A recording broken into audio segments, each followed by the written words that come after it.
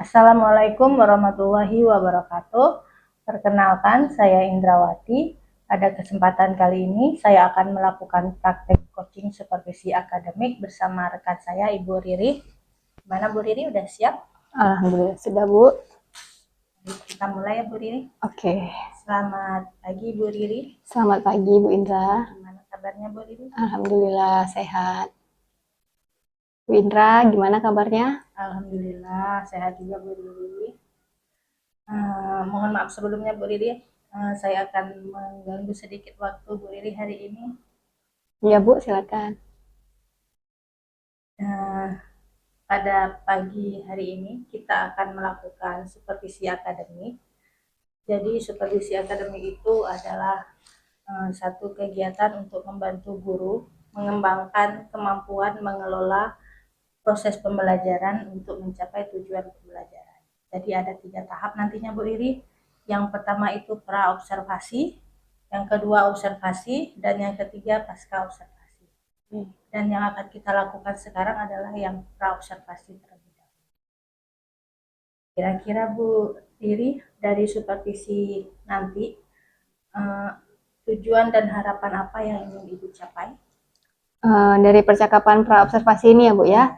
Kalau saya sih berharapnya, Bu, dari percakapan ini akan membuat saya semakin siap nanti untuk melakukan kegiatan supervisi yang disupervisor oleh Ibu. Gitu, Bu.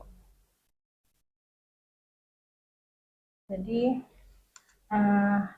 harapan Ibu Riri dalam menghadapi supervisi itu agar lebih siap lagi gitu ya Bu Iya, ya. Bu. Selanjutnya kapan pelaksanaan supervisi ini yang bisa kita lakukan? Hari Senin depan, Bu, tanggal 4 November 2024 pada mata pelajaran Proyek Kreatif Kewirausahaan di jam pertama sampai jam ketiga, Bu.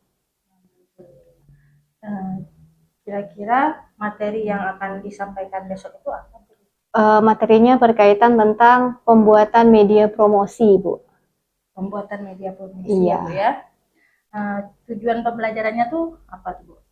Tujuan pembelajarannya itu melalui metode diskusi, nanti siswa mampu membuat sebuah media promosi yang nantinya siswa itu dapat mempromosikan hasil produknya per kelompok itu. Berarti nanti ada diskusi kelompok gitu ya Bu ya? Iya, Bu. Berarti penjelasan materinya akan Ibu sampaikan secara langsung atau ada menggunakan video gitu Bu? Materinya itu ada yang disampaikan secara langsung, Bu. Saya menjelaskan beberapa poin-poin materi pembelajaran. Itu didukung juga oleh ada slide PowerPoint dan video, Bu, yang saya ambil dari YouTube. Harapan Ibu untuk pengembangan yang akan dicapai ini nanti apa? Harapan saya agar ini loh, Bu, pengembangan capai itu dapat mengakomodir semua kebutuhan siswa dan siswa menjadi lebih aktif dalam kegiatan berdiskusi, Bu. Apa tuh strategi Ibu untuk strategi saya menyiapkan materi, habis itu saya membuat media pembelajaran, habis itu juga saya menyusun rencana pembelajaran yang berdiferensiasi, Bu. Berarti ada pembelajaran berdiferensiasi yang berpusat pada siswa ya Bu? Iya, ya? Betul Ibu. Selanjutnya nih, apa yang dilakukan berkaitan dengan pembelajaran berdiferensiasi? Ada beberapa hal, Bu, yang saya lakukan. Yang pertama, saya mengidentifikasi dulu kesiapan belajar murid, Bu. Itu saya lakukan dengan terlebih dahulu melakukan asesmen diagnostik, Bu. Dari sana, jadi saya bisa memetakan kebutuhan belajar murid. Kemudian saya akan mengelompokkan murid tersebut sesuai dengan kesiapan belajarnya, dan kelompok yang siswa dikatakan sudah siap belajar dengan kelompoknya, kemudian siswa yang kurang atau belum siap itu akan dikelompokkan menjadi satu kelompok sehingga membutuhkan bimbingan yang lebih untuk siswa yang dikategorikan belum siap ini. Berarti nanti itu ada asesmen diagnostik terlebih dahulu ya Bu untuk memetakan kesiapan belajar siswa. Iya Ibu. Untuk pembelajaran berdiferensiasi itu selain itu ada lagi nggak Bu Lili? Pelajaran berdiferensiasi saya menggunakan diferensiasi konten, diferensiasi produk dan proses. Kalau yang konten itu dari penyiapan sumber belajar Bu, yang seperti saya jelaskan tadi ada video, slide PowerPoint. Itu kalau yang prosesnya ada diskusi kelompok dan ada juga saya menjelaskan materi. Kemudian kalau yang produknya itu nanti siswa berdasarkan kesepakatannya dalam kelompok mau membuat media promosinya seperti apa, apakah poster nantinya, video, atau nanti bentuk lain sesuai dengan inovasi dan kreativitasnya di kelompok Ibu. Berarti nanti benar-benar kebutuhan belajar murid itu dapat terpenuhi ya Bu Riri, Iya, dengan menggunakan media visual, audio, dan kinestetik ya Bu iya Riri. betul Ibu. Selanjutnya nanti, apakah membutuhkan bantuan atau pelaksanaan pembelajaran tersebut? Iya sepertinya Bu, Siapa yang membantu itu? saya membutuhkan bantuan terutama dari rekan sejawat Bu. Nanti saya meminta bantuan dari rekan sejawat saya untuk sharing atau tukar informasi terhadap metode atau kiat-kiat dalam melaksanakan pembelajaran berdiferensiasi ini Bu. Ya, tadi Ibu sudah menjelaskan mulai dari tujuan, rencana pembelajaran, dan strategi pembelajaran. Semoga dengan apa yang sudah Ibu upayakan itu benar-benar dapat memenuhi kebutuhan belajar muridnya nanti. Baik, Tujuan Ibu. pembelajarannya juga bisa tercapai dengan baik. Iya Ibu, amin. Mungkin sampai di sini dulu ya Bu Riri percakapan pra observasi kita. Terima kasih atas waktunya. Semoga nanti di saat supervisi dapat berjalan dengan lancar.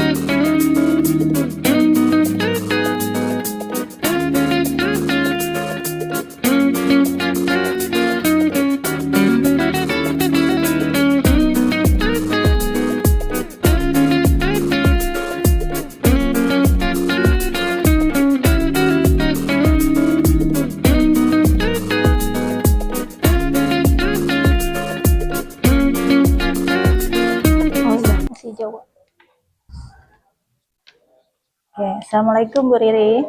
Waalaikumsalam Bu Indra. Gimana kabarnya Bu Riri? Alhamdulillah sehat Bu. Ibu Indra apa kabarnya? Alhamdulillah sehat. Gimana perasaan Bu Riri setelah kita lakukan observasi kemarin? Alhamdulillah Bu, saya lega karena udah selesai observasi dan alhamdulillah saya juga puas Bu dengan pelaksanaan ketika saya di kelas kemarin. Menurut Bu Riri, apakah proses pembelajaran kemarin sudah sesuai dengan rencana yang Bu Riri lakukan di awal? Menurut saya sudah Bu, karena saya sudah melaksanakan semuanya sesuai dengan rencana dalam RPP saya, Bu. Oke, baik Bu Riri, apa yang Ibu sampaikan sama seperti yang saya amati. Dari penggunaan berdiferensiasinya sudah ada, kemudian tujuan pembelajaran juga sudah tercapai, saya lihat kemarin. Kemudian anak-anak juga sudah terkondisikan. Kemudian menurut Bu Riri apa nih hal yang membuat Ibu merasa puas atau merasa tidak puas dengan kegiatan kemarin? Secara keseluruhan saya puas Ibu dengan pelaksanaan kemarin. Saya bisa menerapkan semua metode atau yang saya rencanakan di RPP. Seperti di RPP saya merencanakan untuk menerapkan pembelajaran berdiferensiasi, saya sudah laksanakan. Diskusi kelompok saya juga sudah laksanakan dan berjalan dengan baik. Cuman kalau tidak puasnya ada sih Bu, ketika diskusi kelompok itu ada beberapa siswa, nggak semua, tapi ada beberapa siswa yang masih terlihat kurang aktif atau kurang terlibat dalam kegiatan diskusi, Bu. Nah, menurut saya dari situlah Bu saya merasa sedikit kurang puasnya. Jadi menurut Ibu, ketercapaian siswa Ibu pada saat kemarin kita observasi itu bagaimana? Secara umum, ketercapaian siswa kalau dilihat dari tujuan pembelajarannya itu sudah tercapai, Bu. Semua siswa sudah mampu membuat media promosi sesuai dengan tujuan pembelajaran saya. Jadi kesulitan siswa yang Ibu bilang tadi ya kurang aktif itu, kira-kira itu penyebabnya apa tuh Bu? Kalau saya lihat Bu, siswa itu kurang aktif, mungkin mereka kesulitannya keterbatasan ini sih Bu.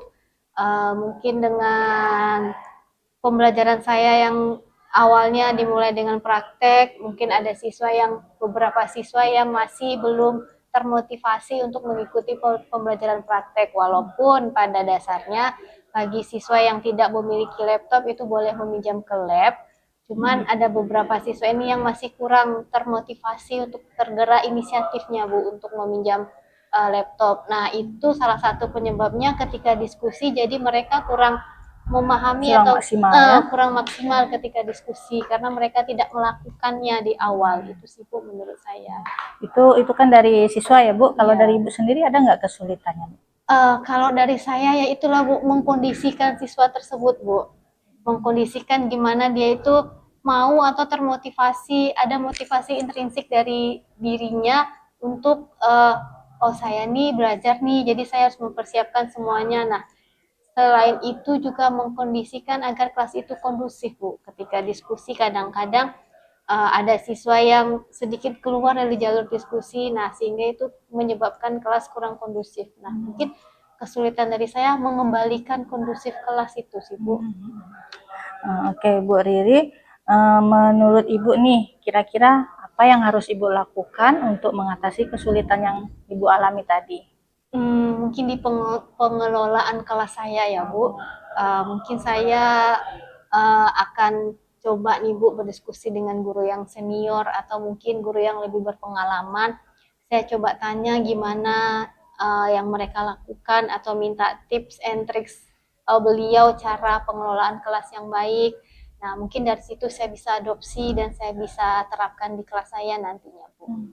Baik Bu Riri, bagus sekali Bu Riri. Berarti kita berbagi ya, boleh berbagi praktik baik dengan rekan sejawat gitu ya Bu Riri ya. Jadi dari berbagi itu diharapkan nanti kita dapat pengalaman dari teman-teman gitu kan ya untuk menerapkan suasana kelas yang kondusif itu seperti apa.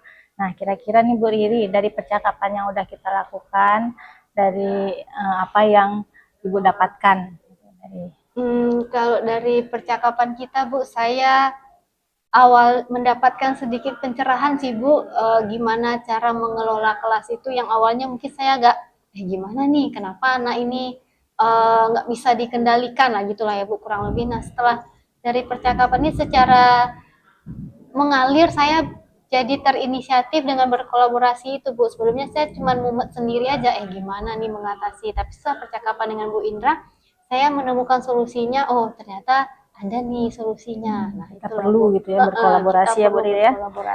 Jadi apa nih yang akan Ibu lakukan untuk pertemuan berikutnya?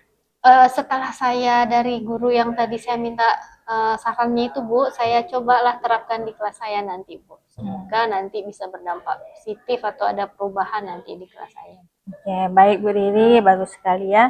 Saya rasa untuk kali ini sudah cukup ya Bu Riri ya, kita diskusinya. Semoga apa yang Ibu rencanakan tadi untuk kedepannya dapat berjalan dengan lancar. Saya ucapkan terima kasih banyak untuk Bu Riri atas waktunya. Saya akhiri, wassalamualaikum warahmatullahi wabarakatuh. Waalaikumsalam warahmatullahi wabarakatuh.